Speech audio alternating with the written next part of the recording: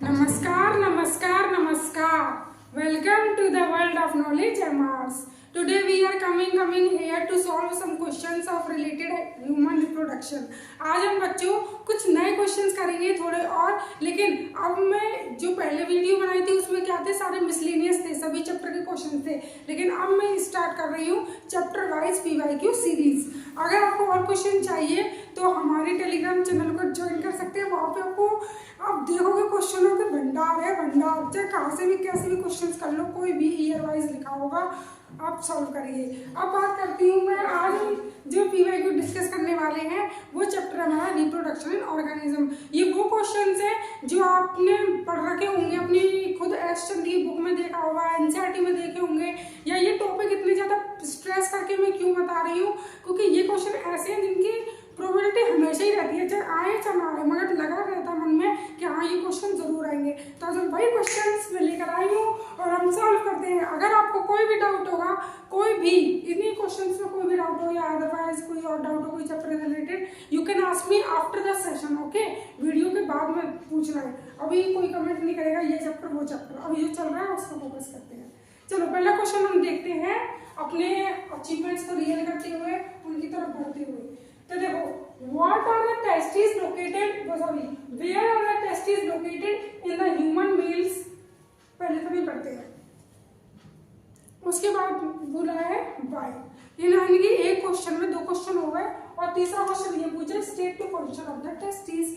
यानी कि पहले पूछा है टेस्टिस कहाँ पर लोकेटेड हैं, पहले बताना स्थान की टेस्टिस हैं कहाँ पर, फिर बताना है जहाँ पर हैं तो वहाँ क्यों रखी गई हैं, और फिर बताना है कि उन टेस्टिस का काम क्या है। तो पहले क्वेश्चन के क्या आंसर देंगे, testis are located in the muscular pouch called scrotum. तो पहले वाले का क्या दे सकती हूँ मैं, मस्कुलर पाउच में होते हैं, मसल्स का बना हुआ पाउच, और अच्छी रेडी लिख देती हूँ बच्चों, आप लोग बोलोगे मस्कुलर पाउच, जिसे हम क्या बोलते हैं, स्क्रोटम। फिर उसके बाद बारी आती है वाई, हम टेस्टिस को अपने बॉडी के अंदर क्यों नहीं रखते, उनके साथ इतनी नाइंसाफी क्यों करी कि बॉडी से बाहर निकाल के रखा, उन्हें अलग सेपरेट पाउच में अलग कमरा दे दिया, उन्हें इतनी नाइंसाफी क्यों, आखिर क्यों ये पूछ रहे टेस्टिस। तो वो इसलिए उसी की भलाई के लिए। देखो होता है ना, छोटे बच्चों को हॉस्टल भेजते हैं तो क्यों भेजते हैं, पहले तो सब मम्मी पापा इतने दुश्मन लगते हैं, आप मुझे घर से निकाल रहे हो, अपने साफ नहीं रख रहे। तो इसके पीछे क्या होता है कि आगे जाके उसी के लिए इच्छा होता है कि हॉस्टल में पढ़ेगा तो ज़्यादा डिस्ट्रक्शन नहीं होगा, आराम से पढ़ाई कर लेगा। ऐसे क्या है कि टेस्टिस को अपनी बॉडी से विदा क्यों करा जाता है, क्यों, ताकि जो टेस्टिस हैं उन्हें आगे जाके क्या काम करना है हमारी बॉडी के लिए, स्पर्म बनाने का, यानी कि स्पर्म फॉर्मेशन करना है। और फॉर स्पर्म फॉर्मेशन हमारी बॉडी का जो टेम्परेचर है 37 डिग्री सेल्सियस, जो एवरेज है, नॉर्मल है, उससे 2 या 2.5 डिग्री सेल्सियस टेम्परेचर कम चाहिए, और बॉडी के अंदर रहते हुए तो ये नहीं हो सकता। तो क्या होता है, टेस्टिस को हम डिसेंट कर देते हैं एब्डोमेन से स्क्रोटम की तरफ, यानी कि टेस्टिस को धक्का देके बाहर निकाल देते हैं, डिसेंड कर देते हैं और कहाँ पहुंचा देते हैं, स्क्रोटम में। स्क्रोटम एक वो पाउच है जो बॉडी से बाहर स्थित होता है और टेम्परेचर को रेगुलेट करता है किसके अकॉर्डिंग, जैसा टेस्टिस को चाहिए। समझ में आ गया, यानी कि because for sperm formation 2 to 2.5 degree Celsius less temperature is required than normal body temperature। समझ में आ गया, बॉडी टेम्परेचर नॉर्मल कितना होता है 37 डिग्री सेल्सियस, तो इससे 2 या 2.5 डिग्री कम टेम्परेचर चाहिए। तीसरा हमसे पूछा है state to position of the testis. भाई किसी बॉडी को आप रखो, किसी भी ऑर्गन को आप रखते हो अपने शरीर में, सबका अपना अपना अलग काम होता है। अब टेस्टिस क्या काम करेंगे हमारी बॉडी के लिए, क्या कुर्बानी देती हैं, घर से बाहर निकल कर रहती है लेकिन करती काम घर के लिए है। तो देखो क्या काम करती है, टेस्टिस का काम होता है स्पर्म फॉर्मेशन का, जिनकी वजह से, इसी काम की वजह से उन्हें घर से निकाला गया है हमारी बॉडी से बाहर। और दूसरा काम होता है मेल सेक्स हार्मोन बनाने का, ठीक है, जिसे हम क्या बोलते हैं, सबसे बड़ा मेल सेक्स हार्मोन कौन है, उसे हम बोलते हैं टेस्टोस्टेरोन। ठीक है, अब आप तीनों को समझ लीजिए। टेस्टिस का लोकेटेड है स्क्रोटम में, क्यों लोकेटेड है, बिकॉज टेम्परेचर लो चाहिए स्पर्म फॉर्मेशन के लिए। तीसरा पूछा फंक्शंस क्या हैं 2, तो पहला sperm formation and then sex hormone का बनाना। अब बात करते हैं इन्हीं दो फंक्शंस की वजह से हम टेस्टिस को एक और नाम बोलते हैं, उनका नाम होता है प्राइमरी सेक्स ऑर्गन। प्राइमरी क्यों बोला, इतनी अहमियत क्यों दे रहे हैं, सेकेंडरी क्यों नहीं बोला, प्राइमरी क्यों बोला? प्राइमरी इसलिए क्योंकि दो काम कर रहे हैं और हमारी बॉडी से बाहर रह के कर रहे हैं। अब बात करते हैं नेक्स्ट इसके पार्ट की। In the human female one ovaries release an egg every month, state the changes में टेक प्लेस। अब देखो हमारे ह्यूमन फीमेल्स में क्या होता है, वन पेयर ऑफ ओवरी होती है, यानी कि 2 पेयर होती है, वो 2 ओवरीज होती है ईच साइड, ठीक है। तो क्या होता है, जैसे जनवरी में लेफ्ट वाली ओवरी ने एग रिलीज करा तो फरवरी में राइट वाली करेगी, फिर मार्च में लेफ्ट करेगी, फिर उसके बाद अप्रैल में राइट करेगी। तो ऑल्टरनेट तरीके से एक बाय एक करके एग क्या होते हैं, रिलीज होते हैं। जब एग रिलीज होते हैं तो क्या उन्होंने पूछा इसी कंडीशन को रखते हुए कि द एग इज फर्टिलाइज्ड। जब एग रिलीज हुआ, ओवरी से एग आ गया तो एग क्या हो गया, फर्टिलाइज्ड हो गया, यानी कि किस कांटेक्ट में आ गया, स्पर्म के कांटेक्ट में। तो फिर हमें बताना इसके आगे क्या होगा, यानी कि जब एग फर्टिलाइज हो जाएगा तो क्या होगा, zygote is found, zygote is found, then after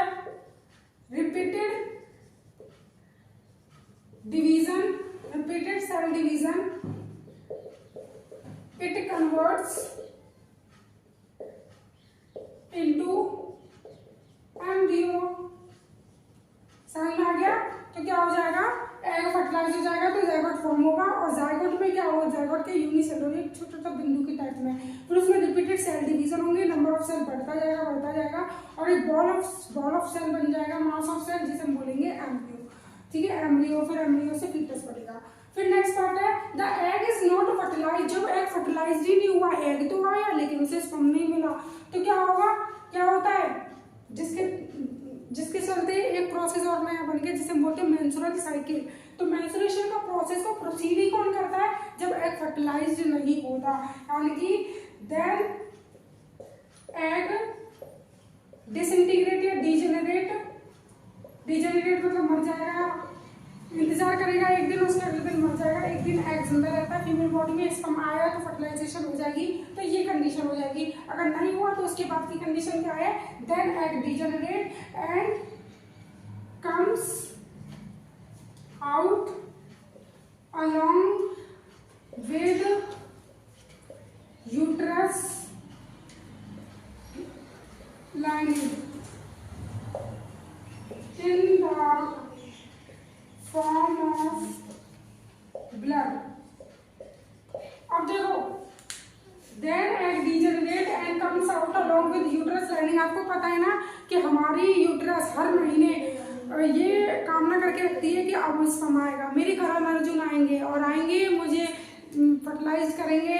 तो यानी कि देखी तो होगी जिसमें माँ कहती है मेरे घर में अर्जुन आएंगे, इधर एग कहता है मेरा स्पर्म आएगा। हर महीने क्या करता है, वो यूट्रस अपने आप को प्रिपेयर करता है। देखो जैसे कि ये हमारा यूट्रस है ना, तो ये अपने आप को ऐसे क्या करता है, प्रिपेयर करता है और अपनी लाइनिंग को क्या कर देता है, स्पॉन्जी बनाता है ताकि खूब सारी ब्लड वेसल आ जाए, और थिक बनाता है ताकि अगर जायगोट बन गया तो उसे अपने अंदर धसा ले, इम्प्लांटेशन कर सके और उसकी ग्रोथ कराए।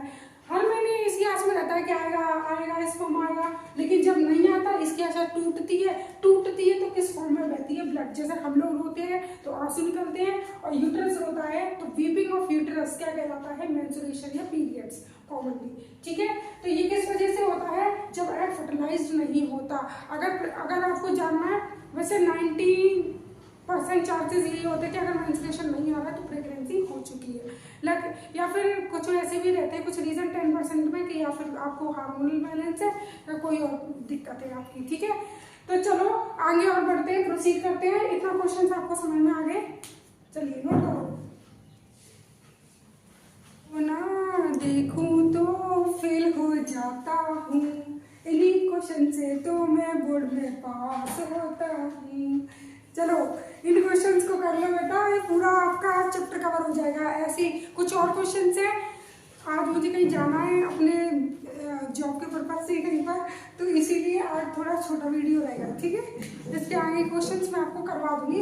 What is done during the surgical method in males and females to prevent pregnancy. आपको पता है जनसंख्या बढ़ती जा रही है और कोई सोर्स नहीं रहा है इतना, और नहीं हमारी अर्थ के पास इतनी कैपेसिटी है to hold a large number of peoples, ठीक है। तो हमेशा क्या होती है, नेचुरल डेथ ही होती है, फिर तो कोई ना कोई डिजास्टर आता है जो हमारी जनसंख्या को कम करता है। तो ये सब करने से ज़्यादा अच्छा है कि हम पहले से ही प्रिकॉशंस पहले से ही सही लेके चले कि क्या करें, प्रिवेंट प्रेगनेंसी, यानी कि अनवांटेड प्रेगनेंसी हो गई या फिर वैसी प्रेगनेंसी हो गई जो एक्टोपिक है, खतरनाक है माता की मम्मी वगैरह के लिए, तो उन्हें प्रिवेंट कैसे करें। और फिर अगर बाय चांस आप नहीं चाहते बेबी करना लेकिन फिर भी फर्टिलाइजेशन हो गई है, तो उस चीज़ को, इन सभी चीज़ों से, या रेप केस हो गया या कुछ भी, तो इन चीज़ों में अपनी इस प्रेगनेंसी को कैसे अवॉइड कर सकते हैं, कैसे प्रिवेंट कर सकते हैं। बहुत सारे मेथड होते हैं, लेकिन सबसे बढ़िया सटीक मेथड जिसका पूर्ण रिवर्सिबिलिटी है, मतलब एक बार अगर आपने ये मेथड करा लिया तो उसके बाद कभी भी जीवन में माँ बाप नहीं बन सकते आप। यानी कि ये बहुत सोच समझ के कराया जाता है कि आगे जाके आपको फिर से तो कोई बच्चा नहीं चाहिए या नहीं चाहिए, ये बहुत सोच समझ के होता है। Because surgical method is a permanent method, it has poor reversibility. ये रिवर्सिबल प्रोसेस नहीं है, एक बार को आप बैरियर मेथड यूज कर लो और आप ओरल मेथड यूज कर लो, आईयूसीडी यूज कर लो, intra contraceptive device, oral method, condoms, barrier method, ये सब यूज कर लो, तो ये क्या एक बार को रिवर्सिबल आप यूज कर सकते हो, फिर निकाल सकते हो। लेकिन एक बार सर्जिकल मेथड हो गया तो उसके बाद you never became a father and mother. Okay, तो चलो अब हम इसे समझते हैं। तो देखो, what is done during the surgical method. Surgical method का मतलब क्या होता है, कुछ कटपीट हुई होगी, कुछ ऑपरेशन हुआ होगा, तो इस चीज में क्या होता है, सर्जिकल मेथड में हमारा जो मेल्स होते हैं, मेल्स में आपने कट का नाम पढ़ा होगा, वास डिफरेंस। तो वास डिफरेंस जो होती है वो टेस्टिस से स्पर्म को बाहर लेकर आती है आगे के ऑर्गन्स के लिए। तो वास डिफरेंस को क्या कर दिया जाता है, कट कर दिया जाएगा। पहले कट करेंगे, कट नहीं छोड़ देंगे, कट के बाद उसमें टाई करेंगे, गांठ बांधेंगे, कट एंड टाई। इसी को क्या बोला जाता है, वैसेक्टोमी। टॉमी का मतलब ही क्या होता है, कट करना, टाई करना। तो वास डिफरेंस को कट टाई करना, वैसेक्टोमी। अब हमारे अंदर फीमेल्स की बात करें तो फीमेल्स में क्या होता है, क्या होता है मेरे बच्चों, जल्दी बताओ। तो फीमेल्स में होती है हमारी फैलोपियन ट्यूब। तो फैलोपियन ट्यूब से रिलेटेड क्या नाम हो जाएगा, ट्यूबेक्टोमी। जब ट्यूब को काटेंगे और उसे टाई करेंगे तो उसे क्या बोल देंगे, ट्यूबेक्टोमी। ट्यूबेक्टोमी, ठीक है। टोमी का मतलब ये होता है सर्जिकल रिमूवल, यानी कि सर्जरी करके रिमूव कर देना या कट कर देना, ठीक है, समझ में आ गया। और यही चीज है जो क्या कर देंगे, प्रेगनेंसी को प्रिवेंट। अब बात करते हैं explain budding in hydra with the help of label diagram. आप जानते हो हाइड्रा दो टाइप की रिप्रोडक्शन कर सकता है, एक कर सकता है बर्डिंग और दूसरा कर सकता है रीजनरेशन। दोनों ही मोड एसेक्सुअल रिप्रोडक्शन के हैं। तो हमें यहाँ पे क्या एक्सप्लेन करना है, बर्डिंग वाला एसेक्सुअल रिप्रोडक्शन। तो देखो, हाइड्रा अपनी लाइफ के फेज में कभी ना कभी क्या करता है, जब पूरी तरीके से मैच्योर हो जाए, डेवलप हो जाए, तो क्या करता है हाइड्रा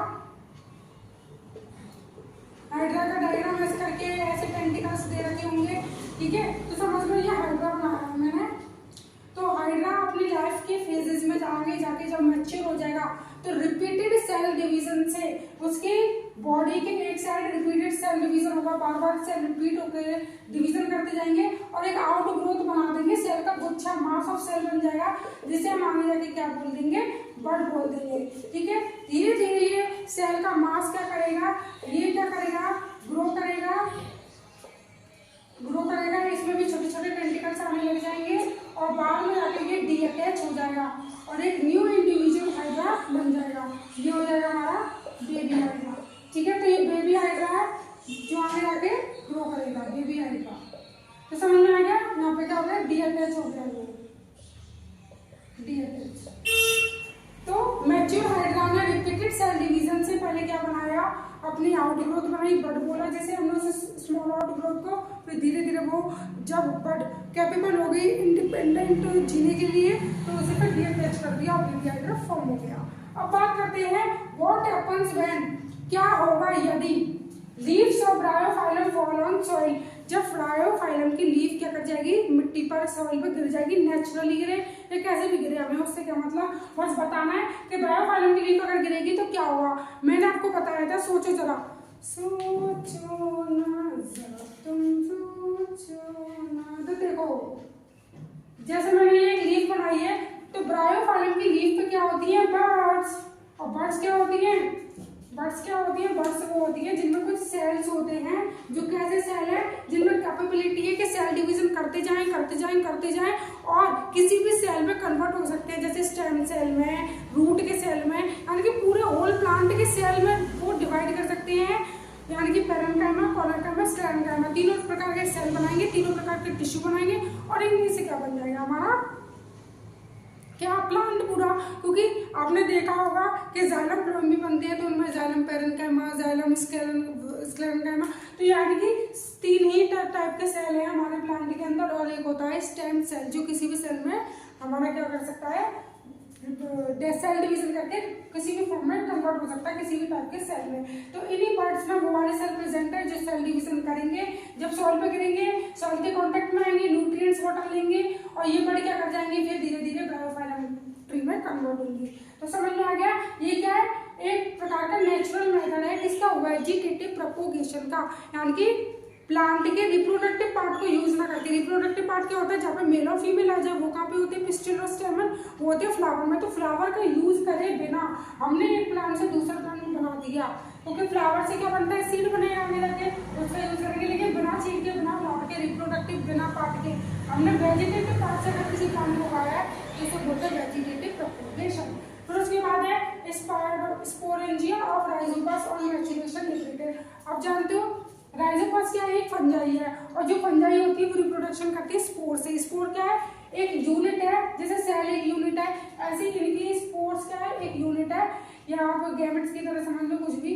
तो ये स्पोर क्या करेगा, इसके पास इतनी कैपेबिलिटी है कि वापस से ये पूरा का पूरा राइजोपस दे सकता है जब इसे थोड़ी हीट मिल जाए, थोड़ा मॉइस्चर मिल जाए और थोड़ा कार्बोहाइड्रेट का सोर्स मिल जाए, ठीक है, यानी कि ब्रेड वगैरह पर जाएगा, ये एयर में घूमते रहते हैं। स्पोर्स जब मैच्योर हो जाते हैं तो स्पोर केस से बस्ट होंगे, आपने देखा होगा ना ऐसे करके राइजोपस का डायग्राम। तो ये होता है हमारे हाइफे होते हैं नीचे, ये स्पोरेंजिया होता है, ये स्पोर केस में स्पोर्स होते हैं और जब मैच्योर होते हैं तो स्पोर डिस्पर्स्ड होंगे एयर में और जब उन्हें मिलेगा टेम्परेचर वगैरह सब बढ़िया तो ये उड़ते हुए स्पोर्स उस सरफेस पे जाके गिर जाएंगे, अटैच हो जाएंगे और एक फुली राइजोपस में कन्वर्ट हो जाएंगे। फिर उसके बाद है mention type of reproduction in each case. तो हमने दो केस पढ़े, एक पढ़ा, अच्छा मैं ये भी भूल गई हूँ सेकंड, ठीक है, थर्ड वाला मैंने बता दिया, सेकंड और देख लो। Planaria is cut into many pieces. क्या होगा जब प्लेनेरिया को पीसेस में कट कर दिया जाए, लेकिन हम लोग कट नहीं करेंगे, बाई चांस केस होता है ये कट का। तो जैसे प्लेनेरिया भी क्या एक फ्रेश वाटर ऑर्गेनिज्म है, तो वो भी क्या करेगा, फ्रेश वाटर में रहेगा और यदि किसी पत्थर वगैरह से टकराकर उस प्लेनेरिया के टुकड़े हो गए। ये मैंने आपको कल भी लेक्चर में बताया था कि रीजनरेशन वो प्रोसेस है जिसमें क्या होता है, हर एक टुकड़ा इंडिविजुअल ऑर्गेनिज्म को बना देता है, पूरे के पूरे ऑर्गेनिज्म को। यानी एक प्लेनेरिया के 3 टुकड़े तो 3 टुकड़े से 3 प्लेनेरिया, एक प्लेनेरिया के 10 टुकड़े तो 10 टुकड़ों से 10 प्लेनेरिया, यानी कि जितने टुकड़े तो नंबर ऑफ टुकड़े equals to number of planaria, ठीक है, रीजनरेशन में होगा। अब देखो क्या करना है, mention type of reproduction in each case, यानी कि जितने भी 3 केस आपने डिस्कस करे ना, इनमें आपको ये बताना है कि कौन सा टाइप ऑफ रिप्रोडक्शन है। तो देखो leaves of Bryophyllum fall on leaves, ये कौन सा था अभी बताया था मैंने, रिप्रोडक्टिव या वेजिटेटिव, तो ये चला जाएगा हमारा वेजिटेटिव रिप्रोडक्शन, इसका लिख दो वेजिटेटिव रिप्रोडक्शन या प्रोपोगेशन वीपी। अब देखो planaria is cut into many pieces, तो ये चला जाएगा हमारा रीजनरेशन, प्लेनेरिया की बात आ जाए तो रीजनरेशन। फिर बात करें इसकी sporangia of Rhizopus on maturation liberated spores, तो ये वाला कौन सा चला जाएगा आपका, स्पोर फॉर्मेशन। कौन सा चला जाएगा, स्पोर फॉर्मेशन। स्पोर वो यूनिट है, वो स्ट्रक्चर है जिसमें पूरी क्षमता है नए का नया राइजोपस देने की। इतना नोट कर लीजिए। चलो अब ये 2 क्वेश्चन और करते हैं, ठीक है, कुछ आप बोलोगे, कुछ मैं बोलूंगी, कुछ तुम कहो, कुछ हम कहें, ऐसे भी क्या गुस्सा करना, कुछ अपनी कहो। चलो डिफाइन पॉलिनेशन, अभी तो क्वेश्चन चाचा जी पूछ रहे हैं, वो कह रहे हैं define pollination, explain the different types of it. हाँ, इट मतलब किसके लिए, पॉलिनेशन के लिए यूज हुआ है, ठीक है। तो देखो पॉलिनेशन का मतलब क्या होता है आपको ये बताना है, फिर उसके 2 टाइप्स बताने हैं और 2 टाइप्स के चाहो तो डेफिनेशन भी थोड़ी अलग अलग बता देना है, डायग्राम बना देना, ठीक है। तो देखो डिफाइन पॉलिनेशन, तो पॉलिनेशन आप याद रखना, बायो है। और पोल आ रहा है तो पोल से पोलन ग्रेन, पोल से पोलन ग्रेन, यानी कि ये कुछ ना कुछ रिलेटेड है, किधर से, फ्लावर से रिलेटेड चल रहा है, यानी कि प्लांट से रिलेटेड प्रोसेस है। तो इसमें क्या हो जाएगा, पॉलिनेशन में होता है मतलब ट्रांसफर ऑफ पोल से पोलन ग्रेन, यानी कि transfer of pollen grain from anther. Anther में जो बनते हैं ना, देखो ऐसे करके फिलामेंट होता है, ऊपर एंथर होता है, इसमें हमारे क्या बनते हैं, पोलर ग्रेन्स। तो पोलर ग्रेन्स यहाँ से किधर जाए, फीमेल पार्ट। फीमेल पार्ट ऐसे क्या होता है जिसे हम बोलते हैं stigma style ovary, stigma style ovary. तो स्टिग्मा वाले पार्ट पे पोलर ग्रेन्स का आना एंथर से क्या कहलाता है, पॉलिनेशन, यानी कि transfer of polar grain from anther to stigma, to stigma is called pollination. अब देखो ये ट्रांसफर दो तरीके से हो सकता है, क्या तो एक बाइसेक्सुअल फ्लावर हो, यानी कि ऐसा फ्लावर जिसके अंदर देखो मेल भी है और फीमेल भी है, और एक ऐसा फ्लावर जिसके अंदर सिर्फ ओनली फीमेल है, और एक ऐसा फ्लावर जिसके अंदर ओनली सिर्फ मेल है। तो देखो दो टाइप के रिप्रोडक्शन निकल के, वो पॉलिनेशन निकल के आते हैं। एक तो देखो क्या हो सकता है, विद इन सेम फ्लावर, एक ही सेम फ्लावर के अंदर क्या होगा, उसी के पोलर ग्रेन्स उसी के स्टिग्मा पे गिर जाए, तो उसी में हो रहा है ना, खुद से किसी और के पास जाने की जरूरत नहीं पड़ी। यानी कि कैसा पॉलिनेशन है, जब खुद से पढ़ाई करते हो तो क्या बोलते हो, सेल्फ स्टडी। जब खुद से पॉलिनेशन होगा तो क्या बोलोगे, सेल्फ पॉलिनेशन। क्या बोलोगे, सेल्फ पॉलिनेशन, ठीक है, यानी कि खुद से पॉलिनेशन हुआ। तो डेफिनेशन क्या बन जाएगी, transfer of pollen grain from anther to stigma within a same flower, within a same flower, यानी कि एक ही फ्लावर के अंदर। क्रॉस की बात करें, क्रॉस मतलब क्रॉस, किसी से टांका फिर रहा है उधर उधर आसपास से, तो यानी कि क्रॉस का मतलब है यूनिसेक्सुअल फ्लावर में ये देखा जाएगा ज्यादातर। कैसे भाई, ये तो फीमेल है, अब उसके लिए इसका राजकुमार तो भाई घोड़ों पर से 7 समुद्र पार करके आएगा, अब तो हवा में उड़ता हुआ गिरता पड़ता पहुंचेगा।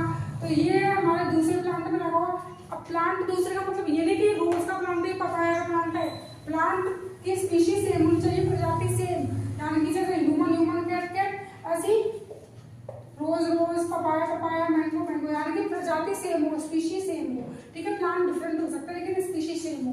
तो क्या होगा, एंथर यहाँ से गिरेंगे स्टिग्मा के ऊपर, यानी कि क्रॉस हो रहा है, दो के बीच टांका बढ़ रहा है, क्रॉस हो रहा है, तो इस चीज को क्या बोल देते हैं, क्रॉस पॉलिनेशन। और क्रॉस पॉलिनेशन की डेफिनेशन क्या होगी, बस इसमें जोड़ देना, विद अनदर फ्लावर, यानी कि transfer of pollen grains from anther to stigma of another flower, within same flower की जगह क्या लगा देना, अनदर फ्लावर। उसके बाद हम नेक्स्ट क्वेश्चन की बात करते हैं, difference between sexual and asexual reproduction, यानी कि आप यही सबसे मेन और कॉमन आप देख सकते हो।